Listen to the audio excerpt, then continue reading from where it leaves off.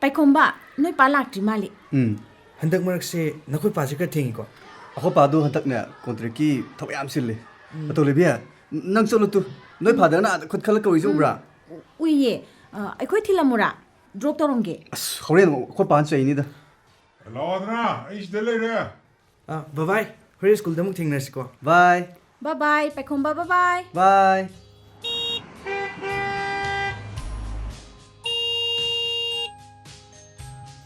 ตุเชลลอยปะแกมกุยระมินิตรังอามุพาเรปะล้อกะขะล้อ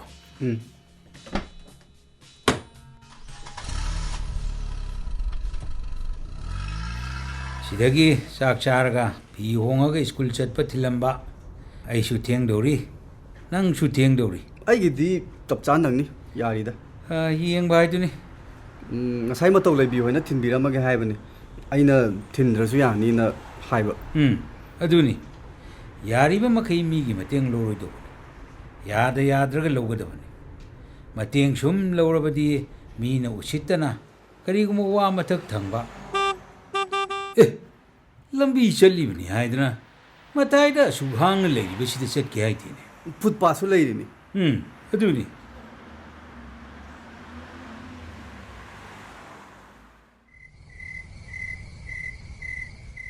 มาไปกรมสุกโรสักจานไก่นมขนาดสิเฮ้ยไปคมบ่กะรีให้แกมานั่งไงฮักส้มได้หลักไปยาบรเฮ้ยจากสุทีบีระเกมาแกให้แกสักจามินาสิอะดูกะไอ้กี่ไม่ไกดกินน้ำมากันนั่งกดาวาพมันมาทำนิ่งบ่จากคนน่ะสารสิว่าดูกะรีโนหันให้บิโรอดูนัตรกันเนี่ยจากพะจันจารกะว่าดูโกนขนาดสินัตรดีจากจานขนาดบดาไกชูนัตบดาสาวกันนรกันเนี่ยไอเนี่ยมาค่อยปากวังงังนะบะเสยามตันลิไกชูนัตบดาพรังเฮกจะสาวกันลิให้บ้าสาวเดียนักคุยดีว่าสิเฮกให้บดาลูกชิ้นบังงมเดลูกชิ้นบังงมกันนะมาเรียกที่เยลีอโดงังนาริบว่ามาตั้งกี่เย็ดปะกี่วานี่อดูกะมาค่อยปาสุว่าเสชัดเล่านะงังก็ดบดาให้นิ่งอีดูดากะยาลักกันเดยามนะกวยง่ายบ่ไหวเขาจิกสู้อีมากะปากงังนาริบว่าดองังนะดว่าดิงังนะดิสุกอยถกนะละกะสาวกันนะละกะเลยให้บ่ป้าไกให้ด้วยเนาะนั่งกี่เขาจิกตุเชนซีหุ่มเสลัมบดกี้อันนี้เดตาเรโกไอ้นั่นนั่งกี่ตุเชนอันนี้ทินบ่สกุลเดทินบ่โลบลักบ่ไอ้งามวยดอรีไอ้กี่ทับกเชมาพมามาชูบซีอันนี้ชูก็ดอเรอามาดีคราสุทับเปอดูนะกานานุมาบุ้งมาพอพบ่เบนมาไวร์บ่อดูกะมารักชิดการีมาสามเลยระกะนามานะคราตัมมกะทินดุกทินจินตัวบิกระตั้งไงพัดรบดีอายุกี่งันบัดตุเชนดีไอ้นัดทิลัมไปยัยขังดีเนี่ยการีให้ดงโนไอ้กี่การีมาจ้ามาเลยระกะเท่าบ่ให้บัดดูมันเนี่ยขนาดกุมสิน่าฮัลไว้ดกี้ไซเคิลพาวบ่พัฒนาทรกตอร์บันนี่นะตันเลยได้เขาหมายจะตันมันนะติกี่บ่ก็เว้ยอะดูจุงก็ดูรีบนี่นัตรกันนะไปคมบ่นั่งกี่โอยนะการีปามบ่มาเลยระกะนั่งกำนับเจนเจระกี่โรสตันลีดะมาดูยารอยตัวลุยที่พาวบ่อิชาการีทบยาเดอะดูกะมันนะอิชาอีบังนั่งชุเน่ตุเชนจัดปะสกุลจัดปะไลริกปาบ่ซาบตุมบกีรูตินเชมเดมาค่อยปากีโดปวดท่าบ่รีครีเอชั่นกี่มาทำมายาวดินับปากีดีเนี่ยไลริกอดุมคนนั่นเลยโรจ้าบัทักปะตัวบ่เผาใหญ่ให้ดูนี่อดูนี่มาเรย์ให้ดิเชยุโรปมารู้นะชาวขัดบาเลบักชิงรูตินเดทับกจะทวินีญี่ปุ่นเดที่โนมเดปุ่งตราตรุทับกชีปุ่งนิพานะซาบะปวดท่าบะตุมบะไอ้คุยช่วยเดดีปุ่งแกอาสุย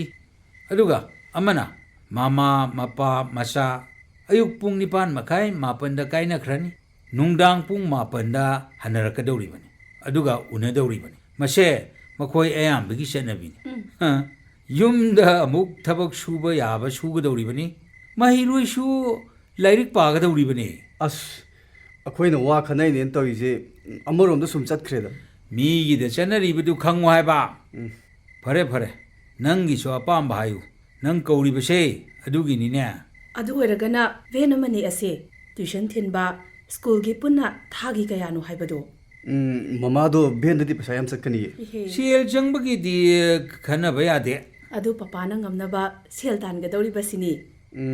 ꯑꯗꯨꯗꯤ ꯑꯩꯒꯤ ꯑꯄꯥꯝꯕ ꯑꯃꯨꯛ ꯍꯥꯏꯔꯒꯦ ꯇ꯭ꯌꯨꯁꯟꯁꯤ ꯑꯃꯈꯛꯇ ꯇꯧꯔꯁꯤ ꯁꯕꯖꯦꯛ ꯑꯃꯗ ꯊꯥ 2ꯒꯨꯝꯕ ꯃꯦꯠꯁꯀꯨꯝꯕꯅ ꯊꯥ 3 ꯇꯝꯃꯁꯨ ꯀꯣꯄ ꯑꯗꯨꯒ ꯁꯕꯖꯦꯛꯁꯨ ꯂꯣꯏ ꯇꯝꯃꯣꯏꯗ ꯇ꯭ꯌꯨꯁꯟ ꯆꯠꯄꯅ ꯑꯣꯇꯣꯗ ꯆꯠꯂꯒꯦ ꯑꯗꯨꯒ ꯁ꯭ꯀꯨꯜꯒꯤꯅ ꯚꯦꯟ ꯑꯃ ꯍꯥꯏꯅꯕꯤꯔꯣ ꯀꯣ ꯃꯃꯥ ꯅꯪꯒꯤꯗꯨ ꯃꯍꯩꯔꯣꯏ ꯌꯥꯝꯅ ꯐꯕꯒꯤ ꯋꯥꯅꯤ ꯅꯪꯗꯤ ꯇ꯭ꯌꯨꯁꯟ ꯁ꯭ꯀꯨꯜ ꯌꯨꯝꯗ ꯄꯥꯕ ꯃꯇꯝ ꯇꯥꯏꯠ ꯑꯣꯏꯗꯕ ꯌꯥꯔꯣꯏ ꯃꯇꯝ ꯃꯥꯡꯍꯟꯕ ꯌꯥꯔꯣꯏ ꯔꯤꯂꯦꯛꯁ ꯇꯧꯅ ꯇꯧꯅ ꯁꯥꯟꯅ ꯂꯥꯏꯔꯤꯛ ꯄꯥꯕ ꯀꯥꯏꯗꯨ ꯈꯔ ꯅꯍꯥ ꯑꯣꯏꯔꯒ ꯃꯁꯥꯒꯤ ꯃꯀꯣꯛ ꯐꯕ ꯃꯤꯒꯤ ꯋꯥꯅꯤ ꯑꯩꯅꯅꯦ ꯁꯨꯝ ꯇꯥꯔꯤꯅꯤ ꯃꯈꯣꯏ ꯄꯥꯅ ꯃꯀꯣꯛ ꯐꯕ ꯑꯍꯩꯕ ꯍꯩꯊꯣꯏ ꯁꯤꯡꯊꯣꯏꯕ ꯃꯤꯒꯤ ꯋꯥꯅꯤ ꯍꯦꯛ ꯍꯦꯛ ꯍꯥꯏꯔꯤꯁꯦ ꯅꯆꯥꯁꯤꯕꯨ ꯀꯣꯛ ꯂꯩꯇꯕ ꯑꯄꯪꯕꯅꯤ ꯍꯥꯏꯕ ꯈꯪꯉꯕ꯭ꯔꯣ ꯃꯈꯣꯏ ꯁ꯭ꯀꯨꯜꯗꯨꯗ ꯍꯦꯛ ꯇꯝꯃꯛꯄꯗꯒꯤ ꯃꯀꯣꯛ ꯃꯊꯪ 5ꯒꯤ ꯃꯅꯨꯡꯗꯤ ꯑꯗꯨꯝ ꯆꯜꯂꯤ ꯑꯗꯨꯕꯨ ꯂꯥꯏꯔꯤꯛꯅ ꯍꯦꯟꯃꯟꯗꯅ ꯁꯥꯟꯅꯕ ꯈꯣꯠꯅꯕ ꯄꯣꯊꯥꯕ ꯌꯥꯎꯗꯕꯅ ꯃꯁꯥꯁꯦ ꯇꯤꯟꯖꯪ ꯒꯥꯏꯖꯪꯉꯦ ꯍꯥꯏꯕ ꯑꯃ ꯍꯥꯏꯒꯦ ꯅꯈꯣꯏ ꯁ꯭ꯀꯨꯜꯗꯨꯗ ꯔꯦꯡ 5ꯒꯤ ꯃꯅꯨꯡ ꯆꯜꯂꯤ ꯍꯥꯏꯔꯤꯕꯁꯦ ꯑꯩ ꯍꯔꯥꯎꯗꯦ ꯑꯐꯕ ꯁ꯭ꯀꯨꯜ ꯅꯠꯇꯦ ꯔꯣꯜ ꯅꯝꯕꯔ 1 ꯗꯨ ꯐꯥꯎ 10ꯗ ꯐꯥꯔꯁ ꯗꯤꯕꯤꯖꯟ ꯂꯥꯛꯀꯅꯤ ꯍꯥꯏꯕ ꯊꯥꯖꯗꯦꯅꯦ ꯍꯣ ꯑꯗꯨꯕꯨ ꯍꯥꯏꯕ ꯁ꯭ꯀꯨꯜ ꯑꯐꯕ ꯇꯝꯍꯟꯕ ꯌꯥꯗ꯭ꯔꯣ ꯑꯗꯨꯗꯤ ꯁ꯭ꯀꯨꯜ ꯑꯐꯕ ꯑꯃ ꯑꯅꯤꯅꯤ ꯑꯩꯅ ꯀ꯭ꯂꯥꯁ 9ꯗ ꯍꯣꯡꯅꯕ ꯇꯧꯕꯗꯣ ꯃꯤꯡ ꯆꯟꯅꯕ ꯏꯟꯇ꯭ꯔꯥꯟꯁ ꯇꯦꯁꯇ ꯃꯥꯅ ꯉꯝꯗ꯭ꯔꯦ ꯑꯗꯨꯒꯤꯗꯨ ꯄꯄꯥꯅ ꯅꯣꯡ ꯅꯤꯅꯤ ꯋꯥꯠꯂꯤꯉꯩꯗ ꯑꯗꯨ ꯇꯧ ꯑꯗꯥ ꯄꯥꯎ ꯍꯥꯏꯕ ꯋꯥꯅꯤ ꯃꯣꯏꯅ ꯍꯪꯉꯛꯄꯅ ꯑꯃꯅꯤ ꯀꯔꯤ ꯑꯩꯅ ꯍꯥꯏꯕꯗꯤ ꯅꯪ ꯂꯣꯏꯅꯗꯤ ꯄꯥꯕ ꯉꯝꯗꯅ ꯍꯣ ꯃꯄꯥꯅ ꯊꯋꯥꯏ ꯌꯥꯎꯃꯟꯗꯅ ꯉꯥꯡꯃꯟꯗꯅꯅꯦ ꯆꯠꯂꯝꯗꯥꯏꯗ ꯈꯔ ꯄꯥꯈꯠꯈ꯭ꯔꯦ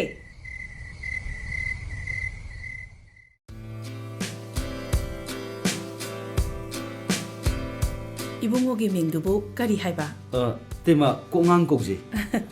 이붕호 섬ꯉꯥꯡꯕꯗꯤ ꯅꯠꯇꯦ ꯃꯨꯏꯗ. ꯀꯩꯅꯣꯅꯤ ꯇꯦꯝꯃ ꯑꯉꯥꯡ ꯑꯣꯏꯔꯤꯉꯩꯗꯅꯦ ꯁꯝ ꯈꯔ ꯉꯥꯡꯉꯝꯖꯥꯠꯅꯤ ꯍꯧꯖꯤꯛꯇꯤ ꯅꯨꯄꯥꯁꯨ ꯅꯨꯄꯤꯁꯨ ꯁꯝ ꯑꯉꯥꯡꯕ ꯁꯪꯕ ꯌꯥꯝꯅ ꯂꯩꯔꯦꯅꯦꯀꯣ. ꯑꯗꯨꯕꯨꯗꯤ ꯆꯍꯤ ꯌꯥꯝꯃꯕ 이ꯇꯩꯃ ꯍꯣꯏꯒꯤ ꯃꯊꯛ ꯑꯣꯏꯔꯕ ꯁꯝ ꯁꯪꯕ ꯂꯩꯗ ꯄꯛꯄꯗꯤ ꯋꯥꯠꯂꯤ. 이붕호 마기다 짜는나바 khara adum yamabani. ꯍꯣꯏ ꯊꯛꯅꯕ ꯁꯪꯒꯣꯝꯁꯨ ꯃꯤ 7-9ꯗꯤ ꯌꯥꯔꯅꯤꯗ. ꯐꯅꯤ ꯇꯩꯃ ꯄꯥꯏꯈꯣꯝꯕ ꯊꯣꯡ ꯌꯧꯗꯦ. ꯆꯥꯏꯕꯤ ꯃꯁꯤꯗꯤ ꯃꯁꯛ ꯐꯖꯩꯗ. ꯃꯤꯡꯅ ꯀꯔꯤ ꯀꯧꯕ? ꯃꯃꯥ ꯃꯇꯧ ꯂꯩꯕꯤ ꯀꯧꯋꯦ. ꯃꯇꯧ ꯂꯩꯗ ꯂꯩꯍꯦ. ꯆꯥꯏꯕꯨꯡꯉꯣꯗꯤ ꯑꯩꯒꯤꯅ ꯇꯣꯂꯦꯟ ꯀꯧꯋꯦ ꯃꯥꯅ ꯂꯝ ꯉꯥꯟꯕ ꯑꯗꯨꯒ ꯃꯥꯅ ꯄꯤꯛꯇ꯭ꯔꯨ ꯀꯧꯋꯦ. 이붕호는 ngasi makhoi koiba pubini haibase yamna nungaire. Noi tamona aikoi paikhombbu school bu thinbane tuition mathang thinbane adudagi mu magi thabak amasu chatnaba hotnabane nangnadabagi wa oina ngangnabani haujikti ibungogi mingdubu o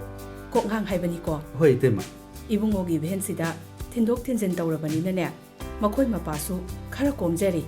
thabaksu nangnare wasu amata ngangnadre. ꯍꯣꯏ ꯀꯔꯤ ꯂꯝꯗꯕꯨ ꯆꯠꯀꯗꯧꯔꯤꯕꯅꯣ? ꯈꯪꯗꯦ ꯏꯇꯩꯃ ꯂꯝꯕꯤꯗ ꯈꯟꯅꯔꯒ ꯃꯈꯣꯏꯅ ꯑꯄꯥꯝꯕ ꯃꯐꯝ ꯂꯩꯀꯣꯟ garden ꯑꯃꯗ ꯍꯦꯛ ꯆꯠꯂꯒꯦ. ꯀꯀꯥ ꯑꯩꯗꯤ ꯃꯤꯂꯦꯅꯤꯌꯝ ꯒꯥꯔꯗꯦꯟ ꯆꯠꯅꯤꯡꯉꯤ. ꯅꯠꯇꯦ ꯔꯣꯁ ꯒꯥꯔꯗꯦꯟ ꯑꯣꯏꯅ ꯆꯠꯁꯦ. ꯑꯅꯤꯃꯛ ꯍꯦꯛ ꯃꯊꯪ ꯆꯠꯂꯨ. ꯑꯗꯣ ꯁꯦ ꯏꯕꯨꯡꯉꯣ ꯒꯥꯔꯤ ꯊꯥꯎ ꯍꯥꯞꯄꯣ. 1,000 ꯌꯥꯅꯤꯅ. ꯏꯇꯩꯃ ꯌꯥꯔꯦ ꯑꯩ ꯂꯧꯖꯔꯔꯣꯏ ꯊꯥꯎ ꯌꯥꯝ ꯌꯥꯎꯔꯤꯌꯦ.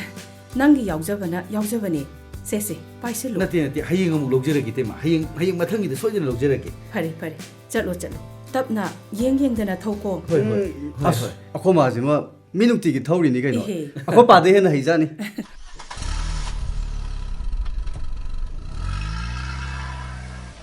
ꯅꯈꯣꯏ ꯑꯦꯛꯖꯥꯝꯒꯤ ꯂꯥꯏꯔꯤꯛ ꯄꯥꯕ ꯍꯧꯅꯔꯕ꯭ꯔꯣ? ꯀꯀꯥ ꯑꯩꯗꯤ ꯂꯣꯏꯔꯦ. ꯑꯣ ꯌꯥꯝ ꯐꯩꯅꯦ. ꯀꯀꯥ ꯑꯃ ꯐꯥꯒꯤ ꯇꯧꯏꯅꯦ. ꯃꯥꯗꯤ ꯂꯥꯏꯔꯤꯛ ꯄꯥꯗꯕꯅꯤ. ꯐꯨꯠꯕꯣꯜ ꯁꯥꯟꯅꯗꯨꯅ ꯑꯗꯨꯝ ꯂꯩꯕꯅꯦ. ꯃꯥꯗꯤ 10 ꯂꯣꯏꯔꯒ ꯂꯥꯏꯔꯤꯛ ꯇꯝꯃꯔꯣꯏ ꯀꯥꯏꯅꯁꯨ ꯍꯥꯏꯕꯅꯤꯕ. ꯑꯣ ꯇꯣꯂꯦꯟꯒꯤ ꯋꯥꯅ ꯑꯃ ꯑꯣꯏꯖꯔꯁꯅꯨ. ꯑꯦꯛꯖꯥꯝ ꯊꯥꯗꯣꯏꯅꯦ ꯍꯥꯏꯗꯅ ꯂꯥꯏꯔꯤꯛ ꯑꯗꯨꯝ ꯄꯥꯗꯅ ꯂꯩꯕ ꯐꯤꯡꯕ ꯄꯥꯈꯠꯄ ꯌꯥꯗꯦꯀꯣ. ꯑꯍꯟꯁꯤꯡꯅ ꯍꯥꯏꯅꯕ ꯑꯃ ꯂꯩꯌꯦ. ꯌꯨꯝ ꯃꯩ ꯆꯥꯛꯄ ꯍꯧꯔꯛꯄꯗ ꯃꯤꯅ ꯐꯤꯡꯉꯕ ꯄꯥꯈꯠꯂꯕ ꯌꯨꯝꯗꯣ ꯇꯨꯝꯅ ꯃꯩ ꯆꯥꯛꯑꯦꯗꯅ. ꯏꯪꯊꯔꯒ ꯃꯩ ꯀꯜꯂꯤ. ꯂꯥꯟ ꯆꯠꯄꯁꯨ ꯁꯤꯐꯥꯏ ꯑꯐꯤꯡꯕ ꯄꯥꯈꯠꯄꯗꯣ ꯂꯥꯟꯗ ꯌꯥꯝ ꯁꯤꯒꯜꯂꯤ. ꯑꯏꯪꯕ ꯇꯞꯊꯕ ꯁꯤꯐꯥꯏꯅꯅꯦ ꯂꯥꯟ ꯉꯝꯃꯤ.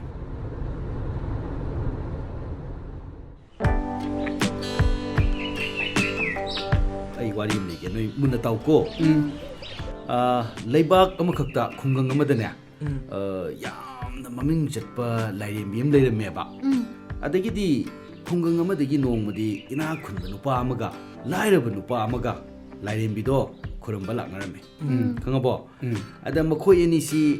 lairembi dugi leifam du tana sum lakminaba khara chatlaga lambi mapan duda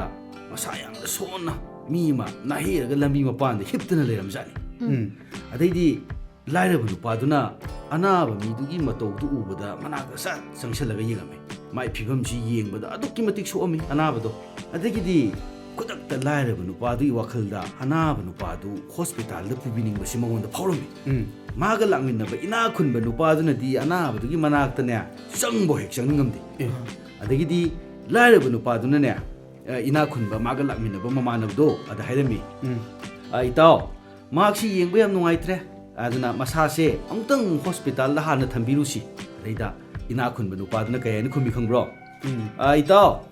lai hana khurumugisi aina langjedna yumdagi pujara iba sanagi likse ima lairembigi ngaksamda sihanningbana ayam khoirange aduna ina khunba nupa duna khumukpoi wani si khangaba adagidi lai aduna mu khumme itao aidi ma bu hundu oga chatpasing amaroi hospital dane ma bu puningbana aisu yam khoirange adagidi ina khunba nupa duna mu khumuk jani ho fare itao lei horo aduga aidi ne laisang lomda ima lairembigi manakta chatlage si hairamogi ina khunba nupa do laisang lomda dum satkhre mabu yam phatte ko adagidi wari si makha ta khuko lairaba nupa duna anaba do phaina pamdana bus tamna puraktana khoi bus ta pukhatlaga ma se yawana hospital ta na pubire hospital he yoga muk doctor na fajana anaba du kupna yenge ngasai anaba du pubirak panupa lairaba du dinya mana kharaga laira jabaga laisang tamna channa ba gari gi paisa su yaudre laida kanna sen su amata yaudre do mayum doina hale madi adagidi mana mayum halaga wana ngasai phamung hiptharaga mathanta sonjaba ima lairembi aidi ima nangbu ngasise khurumning na khurumba phangjadre ima aibu ngakpiyu ko na sumna dum khallaga mai puning stage sum potharaga leibusida magi mamisida ngasai lairembi se lakpai wani laiba mamita lairembi do sangsang nei do uraba asomdana lairembi do magi manakta sanagi likkat kanina chaliba ina khunba nupa sidi lairembi do mamita uba bo hek phangaktra chaliba duna aduga somda mi gi mating pangba lairaba nupa duna laigi manak yogjaba ngamdrasu mamita di lairembi gi saktam do uba phangjaki aiba khangaba kaka lairaba gi ka do hainam leinam mayam se namak pai wani sing haktang sida khangaba asomda di ina khunba nupa di laisang da leiribani ko lairembi ga do u phang ponte ma mi kiri na sagi lai khulma mayam laknabanina ana sanagi likmana pujaraga chatpado hu amdana mayumda hale mau phatta bain man phatabe laida sana lupa yamna katpa ngaktana ne lai phanggadaba laina sangadaba natte haiba khange ko khangani ka yengu awana adagi laira anang mayam gi mating pangbiba makhoi awara pada mating pangbiba haibisi sunya laina yam sali haibi wanita ado kaka amaga libiyo yam nungai warije amaga ligo hairo hoi kaka se ligo adudi taroko smai to bajani ningtham thagi ne ayuk angan budu nupa am khak ngomadi walking chetkina tholak bajani khangaba mana lambi da sum ing haba marak sida walking chana sum lak basida lin macha amane konchillaga masasi tasilla yam ingna leinam basi ma ubai wanda ada lin macha do nupa duna nuai mandra is tong ingna pikna tasilla leide da koiduna mana lokhat biraga ne lumna ne haidana magi furit ki thabak mapagi furit khawdo sat hapchalaba lindo adagidi matam khara leiraga lindo sum tapna masadu sagalak tapna sum sagalak ingba phagibdagi ne furit khawsdagi makok si thingalaga chatkedabagi tawbuda nupaduna ne haima ai furit khawda habiba linse ta dora male na makuna ta paige tawrupa linjru nupadi makutu ta ekta chikpani adudi kaka nupa adudi sidro nupadu side lin machani khangaba ꯂꯤꯟꯗꯣ ꯍꯥꯠꯀꯗꯕꯅꯤ ꯍꯥꯠꯀꯗꯝ ꯃꯥꯕꯨ ꯅꯨꯡꯉꯥꯏꯅꯕ ꯍꯣꯠꯅꯕꯤꯔꯒ ꯃꯤꯗꯨꯗ ꯆꯤꯛꯏꯗꯨꯕꯨ ꯅꯨꯄꯥꯗꯨ ꯁꯤꯕ ꯁꯤꯗꯕ ꯂꯤꯟꯗꯨ ꯍꯥꯠꯄ ꯍꯥꯠꯇꯕ ꯁꯤꯅꯅꯦ ꯇꯣꯉꯥꯟꯅ ꯊꯝꯃꯒ ꯅꯈꯣꯏꯅ ꯂꯧꯁꯟꯕ ꯌꯥꯕ ꯋꯥꯗꯤꯅꯦ ꯃꯍꯨ ꯄꯨꯕꯁꯤꯡꯕу ꯍꯥꯏꯗꯤ ꯃꯤꯗꯁꯨ ꯑꯩꯈꯣꯏꯅ ꯐꯠꯇ꯭ꯔꯦ ꯈꯪꯉꯕ ꯃꯤꯗꯨꯗꯤꯅꯦ ꯀꯩꯗꯧꯅꯨꯡꯗ ꯊꯥꯖꯔꯨꯅꯨ ꯇꯤꯟꯅꯔꯨꯅꯨ ꯅꯛꯁꯟꯅꯔꯨꯅꯨ ꯍꯥꯏꯕꯅꯦꯕ ꯈꯪꯉꯕꯣ ꯈꯪꯉꯦ ꯈꯪꯉꯦ ꯀꯀꯥ ꯑꯗꯣ ꯃꯊꯪꯗꯤꯅꯦ ꯑꯩ ꯄꯥꯎꯈꯣꯡ ꯑꯃ ꯆꯟꯒꯦ ꯅꯈꯣꯏ ꯄꯥꯎꯈꯣꯡ ꯈꯪꯕ꯭ꯔꯣ ꯅꯣꯏꯕꯣ ꯈꯪꯉꯦ ꯈꯪꯉꯦ ꯀꯥꯆꯤꯂꯥꯏ ꯃꯨꯆꯐꯨ ꯀꯥꯅꯟꯊ ꯑꯩꯁꯨ ꯈꯪꯉꯤꯅ ꯄꯤꯛꯏꯉꯩꯗꯅ ꯁꯪꯕ ꯆꯥꯎꯔꯒ ꯉꯥꯡꯕ ꯃꯣꯔꯣꯛꯅꯤ ꯃꯣꯔꯣꯛ ꯄꯥꯏꯈꯣꯝꯕꯁꯨ ꯑꯝꯇ ꯍꯥꯏꯌꯨꯗꯅ ꯑꯩꯁꯨ ꯈꯪꯉꯤ ꯀꯀꯥ ꯄꯤꯛꯏꯉꯩꯗꯅ ꯃꯈꯣꯡ 4 ꯆꯥꯎꯔꯛꯑꯒꯅ ꯃꯈꯣꯡ 2 ꯑꯗꯨꯒ ꯑꯍꯜ ꯑꯣꯏꯔꯀꯥꯟꯗ ꯃꯈꯣꯡ 3 이라이 라이브도 ꯈꯪꯈ꯭ꯔꯕꯣꯅꯤ 따이방 미오이버니 안강 오링아이다 산 자라가 짰빠 아두다기 에코이동나 콩아니나 아묵 짰빠 아두가 한우바 한우비 오이라간다 세슈 파이라가 짰빠니 ꯆꯨꯝꯃꯤ ꯑꯗꯣ ꯑꯗꯨꯒꯤ ꯄꯥꯎꯈꯣꯡꯁꯤꯡꯗꯣ ꯃꯇꯝ ꯑꯃꯗꯅꯦ ꯌꯥꯝ ꯐꯖꯔꯝꯃꯤ ꯑꯗꯨꯕꯨ ꯍꯧꯖꯤꯛꯇꯤ ꯃꯇꯝꯒ ꯈꯔ ꯆꯨꯅꯔꯛꯇ꯭ꯔꯦꯀꯣ ꯈꯪꯉꯕ ꯍꯥꯏꯕꯗꯤꯅꯦ ꯍꯧꯖꯤꯛ ꯃꯇꯝꯗ ꯁꯦ ꯑꯉꯥꯡ ꯃꯆꯥ ꯁꯟ ꯁꯥꯔꯒ ꯆꯠꯄꯒꯁꯤ ꯇꯣꯛꯅꯈ꯭ꯔꯦ ꯍꯥꯏꯕ ꯎꯗ꯭ꯔꯦ ꯍꯥꯏꯕ ꯑꯗꯒꯤ ꯑꯍꯜ ꯑꯣꯏꯔꯁꯨꯅꯦ ꯆꯩꯁꯨ ꯄꯥꯏꯔꯒ ꯆꯠꯄꯒꯁꯨ ꯀꯌꯥ ꯎꯗ꯭ꯔꯦ ꯅꯍꯥꯟꯋꯥꯏꯗꯤ ꯌꯥꯝ ꯂꯩꯔꯝꯃꯤ ꯍꯣꯏ ꯍꯧꯖꯤꯛꯁꯨ ꯈꯔꯕꯨꯗꯤ ꯂꯩꯔꯤ ꯈ꯭ꯋꯥꯡ ꯀꯣꯟꯕ ꯃꯤꯒꯁꯤꯗꯤꯅꯦ ꯀꯌꯥ ꯎꯗ꯭ꯔꯦ ꯍꯥꯏꯕ ꯑꯗꯣ ꯑꯩꯈꯣꯏ ꯄꯨꯄꯨꯗꯤ ꯌꯥꯝ ꯀꯣꯟꯈꯤꯕ ꯀꯥ ꯆꯩꯁꯨꯁꯨ ꯄꯥꯏ ꯑꯩꯈꯣꯏꯕꯣꯛꯁꯨ ꯀꯣꯜꯂꯦ ꯐꯔꯦ ꯑꯗꯨ ꯄꯥꯎꯈꯣꯡ ꯑꯃ ꯆꯟꯒꯦꯁꯦ ꯑꯉꯥꯡ ꯑꯣꯏꯔꯤꯉꯩꯒꯤ ꯁꯛꯇꯝ ꯑꯃ ꯂꯩꯕ ꯀꯣ ꯑꯗꯨꯗꯒꯤ ꯃꯔꯛꯇ ꯅꯍꯥ ꯑꯣꯏꯔꯤꯉꯩꯗ ꯀꯜꯂꯤꯉꯩꯗ ꯉꯧꯔꯣꯛ ꯉꯧꯅ ꯑꯇꯤꯌꯥꯗꯒ ꯑꯃꯨꯛ ꯄꯥꯏꯔꯨꯔꯦ ꯑꯍꯜ ꯑꯣꯏꯔꯀꯥꯟꯗ ꯃꯥꯒꯤ ꯑꯉꯥꯡ ꯑꯣꯏꯔꯤꯉꯩꯒꯤ ꯁꯛꯇꯝꯗꯣ ꯑꯗꯨꯗ ꯑꯃꯨꯛ ꯍꯟꯖꯜꯂꯒ ꯑꯉꯥꯡ ꯑꯃꯨꯛ ꯑꯣꯏꯕ ꯀꯔꯤꯅꯣ 우럭 우럭 아이슈 콩게 칼람바네 ꯀꯔꯝꯍꯥꯏꯅ ꯎꯔꯣꯛ ꯑꯣꯏꯔꯤꯕ ꯎꯔꯣꯛꯄꯨ ꯑꯉꯥꯡ ꯃꯆꯥ ꯑꯣꯏꯔꯤꯉꯩ ꯍꯥꯏꯗꯤ ꯃꯆꯥꯗꯨꯒ ꯎꯔꯣꯛ ꯑꯍꯜꯒ ꯃꯥꯟꯅꯕ꯭ꯔꯅꯦ ꯈꯪꯗꯦ ꯀꯀꯥ ꯇꯣꯂꯦꯟ ꯈꯪꯗ꯭ꯔꯦꯗ ꯀꯀꯥ ꯈꯪꯗ꯭ꯔꯦꯀꯣ ꯈꯪꯗꯦ ꯑꯁꯦꯁꯦ ꯍꯥꯏꯒꯦꯁꯦ ꯁꯃꯨꯗ꯭ꯔꯒꯤ ꯄꯥꯠꯀꯤ ꯇꯨꯔꯦꯜꯒꯤ ꯏꯁꯤꯡ ꯀꯃꯥꯏꯅ ꯀꯀꯥ ꯍꯥꯏꯗꯤꯅꯦ ꯏꯁꯤꯡꯗꯒꯤ ꯂꯩꯆꯤꯟ ꯑꯣꯟꯗꯅ ꯑꯃꯨꯛ ꯑꯇꯤꯌꯥꯗ ꯉꯧꯔꯣꯛ ꯉꯧꯅ ꯄꯥꯏꯔꯦ ꯑꯗꯨꯗꯒꯤ ꯅꯣꯡ ꯑꯃꯨꯛ ꯑꯣꯜꯂꯦ ꯍꯥꯏꯗꯤ ꯅꯣꯡ ꯍꯥꯏꯁꯤꯗꯤ ꯏꯁꯤꯡꯅꯤ ꯑꯗꯨꯗꯒꯤ ꯇꯨꯔꯦꯟꯗ ꯑꯃꯨꯛ ꯇꯤꯜꯂꯦ ꯑꯗꯨꯗꯒꯤ ꯄꯥꯠꯇ ꯁꯃꯨꯗ꯭ꯔꯗ ꯑꯃꯨꯛ ꯆꯦꯟꯊꯔꯦ 야닝아봐 야닝ꯉꯦ 까까 아마가 짤루네 아마가 아시아시 미오이버기 푼시드네 찌르바 마탐다 잉콜 마톤 코이쇼푸 nga makok yamna chaw makok ahum pan baga watano sikai haino ꯀꯀꯥ ꯌꯥꯝ ꯂꯨꯃꯜꯂꯤꯗ ꯑꯁꯤꯗꯤ ꯂꯨꯃꯟꯗ꯭ꯔꯣ ꯆꯤꯔꯕ ꯃꯇꯝꯕꯨ ꯀꯩꯅꯣ ꯆꯤꯔꯕ ꯃꯇꯝ ꯍꯥꯏꯗꯤꯅꯦ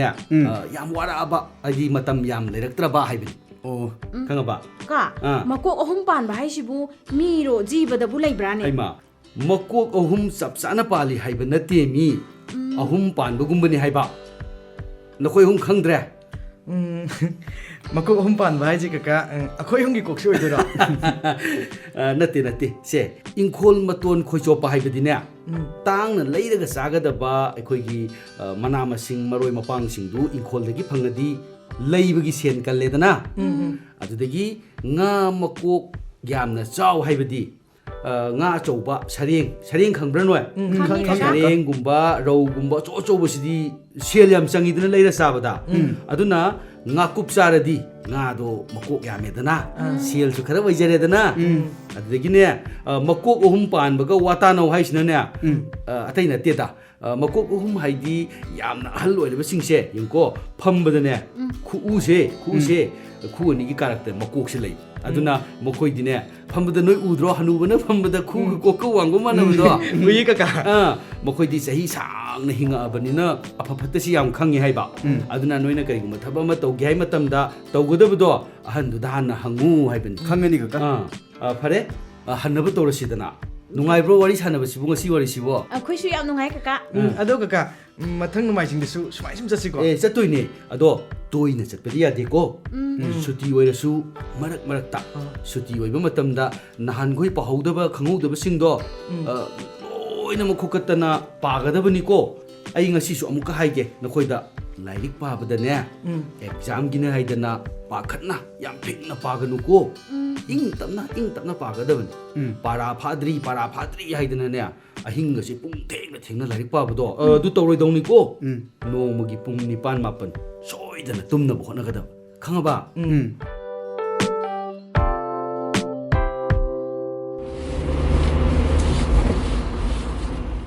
Garden yore kumtharo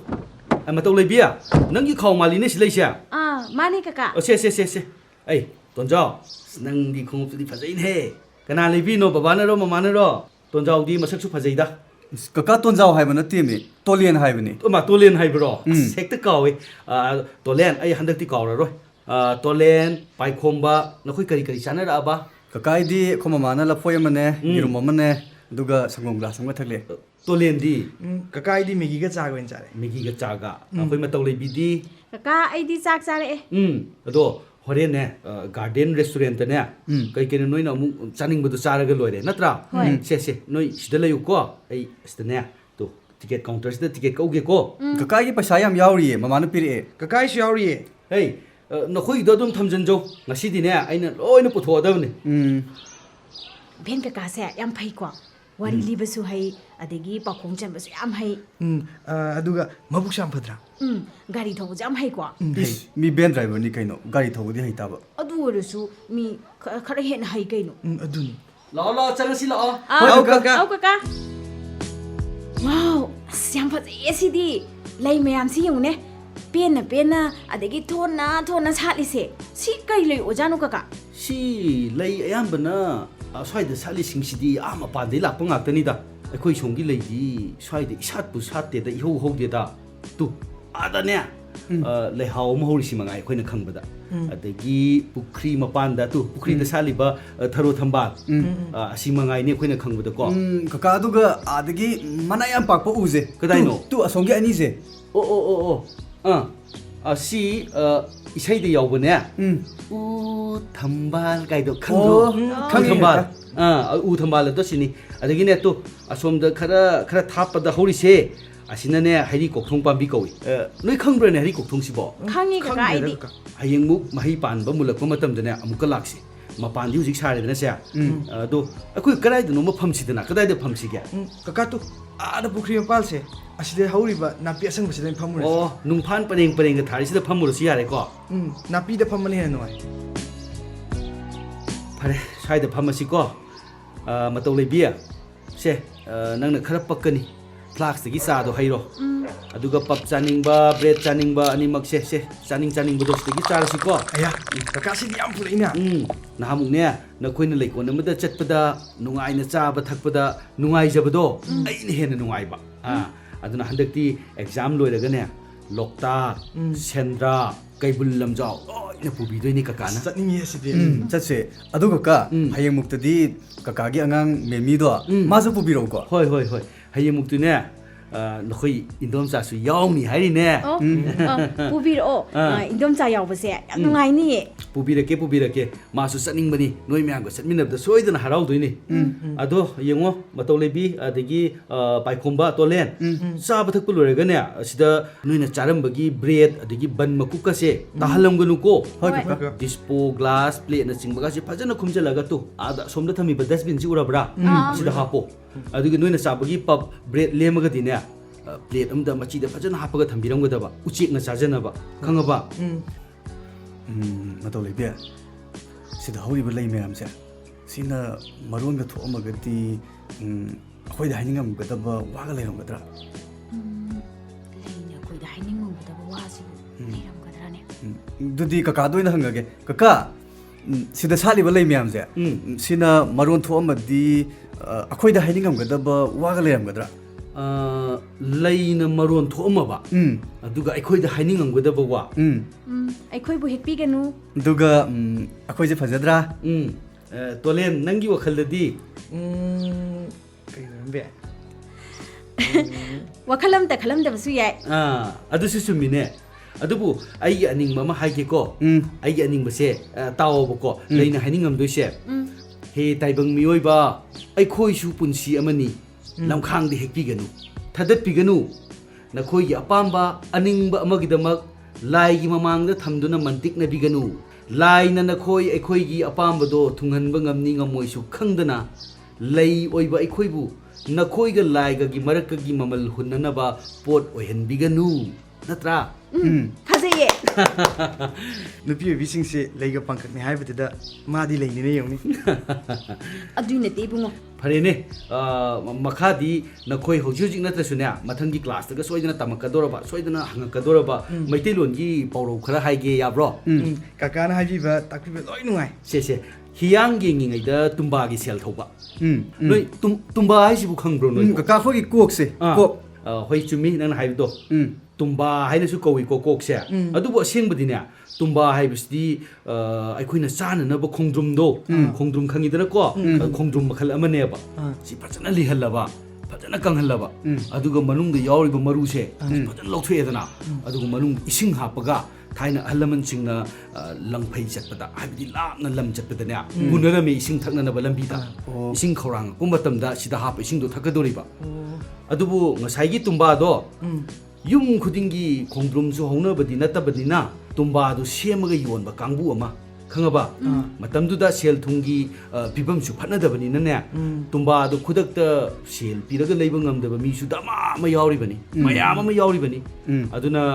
ꯁꯣꯠꯄ ꯈꯪꯉꯦꯗꯅ ꯈꯪꯉꯦ ꯀꯀꯥ ꯑꯗꯒꯤ ꯍꯤꯌꯥꯡ ꯀꯨꯝꯍꯩꯗꯤ ꯈꯪꯕ꯭ꯔꯥ ꯈꯪꯗꯦ ꯀꯀꯥ ꯁꯦ ꯍꯤꯌꯥꯡ ꯀꯨꯝꯍꯩ ꯍꯥꯏꯗꯤꯅꯦ ꯑꯩꯈꯣꯏ ꯃꯩꯇꯩꯒꯤꯅꯦ ꯍꯤꯌꯥꯡ ꯇꯥꯟꯅꯕ ꯍꯥꯏꯗꯅ ꯆꯍꯤ ꯈꯨꯗꯤꯡꯒꯤ ꯄꯥꯡꯊꯣꯛꯄ ꯌꯥꯝ ꯆꯥꯎꯕ ꯀꯨꯝꯍꯩ ꯑꯃ ꯂꯩꯔꯝꯃꯦ ꯍꯧꯖꯤꯛꯁꯨ ꯑꯗꯨꯝ ꯇꯧꯔꯤꯀꯣ ꯃꯗꯨꯒꯤ ꯋꯥꯔꯤꯅ ꯑꯩ ꯀꯣꯟꯅ ꯂꯤꯔꯒꯦ ꯏꯁꯝ ꯁꯝꯖꯜꯂꯕꯗ ꯍꯤꯌꯥꯡ ꯇꯥꯟꯅꯕ ꯍꯥꯏꯁꯦ ꯍꯤ ꯑꯅꯤ ꯂꯝꯖꯦꯟ ꯇꯥꯟꯅꯕꯒꯤ ꯀꯨꯝꯍꯩꯁꯦ ꯃꯇꯝ ꯑꯃꯗꯅꯦ ꯑꯩꯈꯣꯏ ꯃꯅꯤꯄꯨꯔꯒꯤ ꯈ꯭ꯋꯥꯏꯗꯒꯤ ꯆꯥꯎꯕ ꯃꯤ ꯌꯥꯝꯅ ꯇꯤꯟꯕ ꯌꯥꯝꯅ ꯅꯨꯡꯉꯥꯏꯕ ꯀꯨꯝꯍꯩ ꯑꯃ ꯑꯣꯏꯔꯝꯃꯦ ꯍꯥꯏꯕ ꯀꯀꯥꯗꯣ ꯍꯧꯖꯤꯛꯀꯤ ꯃꯇꯝꯗꯁꯨ ꯁꯒꯣꯜꯕꯟ ꯕꯤꯖय ꯒꯣꯕꯤꯟꯗꯒꯤ ꯊꯥꯡꯒꯄꯥꯠꯇꯣ ꯑꯗꯨꯗ ꯑꯗꯨꯝ ꯇꯥꯟꯅꯔꯤ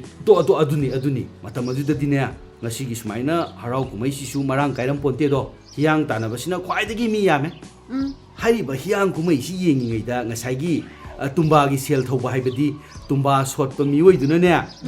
ꯁꯣꯝꯗ ꯍꯤꯌꯥꯡ ꯇꯥꯟꯅꯕꯗꯣ ꯅꯨꯡꯉꯥꯏꯅ ꯌꯦꯡꯉꯤꯉꯩꯗꯨꯗ ꯇꯨꯝꯕꯥ ꯃꯄꯨꯅ ꯇꯨꯝꯕꯥ ꯁꯦꯜ ꯄꯤꯔꯣ ꯍꯥꯏꯗꯅ ꯍꯥꯏꯔꯕꯩ ꯋꯥꯅꯤꯗ ꯑꯗꯨꯗꯒꯤꯗꯤ ꯅꯨꯄꯥꯗꯨ ꯀꯨꯝꯍꯩ ꯅꯨꯡꯉꯥꯏꯕꯒꯤ ꯃꯨꯠ ꯃꯥꯡꯈꯤꯗꯅ ꯍꯦꯛ ꯁꯥꯎꯅꯤꯡꯉꯛꯄ ꯍꯥꯏꯇꯥꯔꯦꯀꯣ ꯑꯗꯨꯅ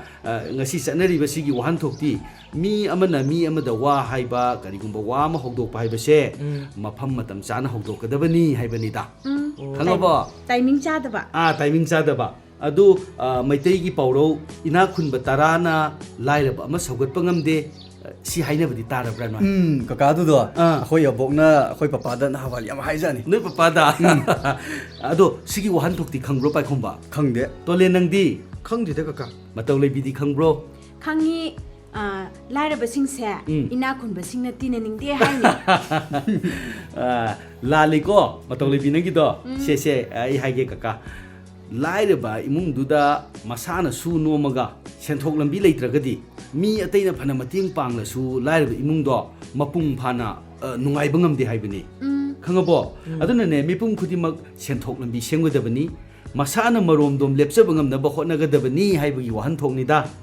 ꯃꯁꯥꯅꯕꯨ ꯁꯨꯕ ꯅꯣꯝꯕ ꯍꯥꯏꯁꯤ ꯇꯧꯗ꯭ꯔꯒꯗꯤ ꯂꯥꯏꯔꯕꯗꯨ ꯏꯅꯥꯛ ꯈꯨꯟꯕ ꯃꯌꯥꯝꯅ ꯁꯧꯒꯠꯂꯁꯨ ꯋꯥꯠꯇꯕ ꯄꯥꯗꯕ ꯆꯥꯕ ꯊꯛꯄ ꯋꯥꯠꯇꯕ ꯃꯤꯗꯨ ꯑꯣꯏꯕ ꯉꯝꯃꯣꯏ ꯍꯥꯏꯕ ꯈꯪꯒꯗ꯭ꯔꯣ ꯈꯪꯉꯤ ꯀꯀꯥ ꯀꯀꯥ ꯑꯗꯨꯒ ꯀꯨꯝ ꯍꯥꯏꯔꯤꯁꯤꯕꯨ ꯀꯩꯅꯣ ꯍꯣ ꯀꯨꯝ ꯍꯥꯏꯕꯗꯤꯅꯦ ꯆꯍꯤ ꯍꯥꯏꯕꯒ ꯆꯞ ꯃꯥꯟꯅꯩ ꯍꯥꯀꯨꯝ ꯍꯥꯏꯕꯗꯤ ꯍꯧꯈꯤꯕ ꯆꯍꯤ ꯀꯨꯝ ꯑꯃꯒꯤ ꯐꯧ ꯑꯣꯛꯅꯕ ꯍꯥꯏꯕꯗꯤꯅꯦ ꯆꯍꯤ ꯑꯃꯒꯤ ꯐꯧ ꯑꯣꯛꯅꯅꯕ ꯈꯪꯉꯕോ ꯈꯪꯉꯅꯤ ꯀꯀꯥ ꯁꯤꯗꯒꯤꯗꯤ ꯂꯥꯏꯔꯤꯛ ꯊꯋꯥꯏ ꯌꯥꯎꯅ ꯏꯪꯅ ꯐꯖꯅ ꯄꯥꯅꯔꯣ ꯑꯦꯛꯖꯥꯝꯁꯨ ꯅꯣꯏ ꯈꯤꯇꯪ ꯉꯥꯏꯔꯦ ꯑꯩꯈꯣꯏ ꯆꯠꯄꯁꯤꯁꯨ ꯉꯁꯤꯅ ꯑꯔꯣꯏꯕ ꯑꯣꯏꯔꯁꯤ ꯀꯣ ꯑꯦꯛꯖꯥꯝ ꯂꯣꯏꯔꯒ ꯁꯦꯟꯗ꯭ꯔꯥ ꯂꯣꯛꯇꯥꯛ ꯀꯩꯕꯨꯜ ꯂꯝꯖꯥꯎ ꯃꯊꯪ ꯀꯣꯏꯊꯔꯨꯔꯁꯤ ꯍꯣꯏ ꯑꯩꯅ ꯑꯔꯣꯏꯕ ꯑꯣꯏꯅꯅꯦ ꯅꯈꯣꯏꯗ ꯍꯥꯏꯒꯗꯕꯗꯤ ꯃꯨꯟꯅ ꯇꯧꯀꯣ ꯂꯥꯏꯔꯤꯛ ꯄꯥꯕꯗꯅꯦ ꯐꯤꯡꯅ ꯑꯉꯝ ꯇꯥꯟꯈꯩ ꯄꯥꯒꯅꯨ ꯄꯪꯄꯥꯗ ꯄꯥꯗꯅ ꯑꯃꯁꯨ ꯐꯥꯔꯣꯏꯗꯕ ꯑꯐꯥꯕ ꯈꯔ ꯃꯐꯝ ꯈꯪꯅ ꯄꯥꯎ ꯑꯗꯨꯒꯤ ꯁꯔꯨꯛꯇ ꯀꯣ ꯐꯖꯅꯁꯨ ꯇꯨꯝꯕ ꯌꯥꯗꯕ ꯇꯨꯝꯕ ꯉꯝꯅꯅꯕ ꯍꯣꯠꯅꯒꯗꯕꯅꯤ ꯇꯦꯟꯁꯟ ꯂꯩꯇꯅꯕ ꯍꯣꯠꯅꯒꯗꯕꯅꯤ ꯄꯥꯐꯝꯊꯣꯛꯄ ꯈꯔ ꯄꯥꯔꯒ ꯂꯣꯏꯔꯦ ꯀꯩꯅꯣ ꯍꯣꯏ ꯅꯈꯣꯏ ꯑꯍꯨꯝꯃꯛ ꯄꯥꯁ ꯇꯧꯕꯒꯤꯗꯤ ꯏꯔꯥꯏ ꯂꯥꯏꯅ ꯇꯧꯒꯅꯤ ꯑꯩ ꯑꯗꯨꯝ ꯈꯪꯉꯤ ꯍꯣꯏ ꯀꯀꯥ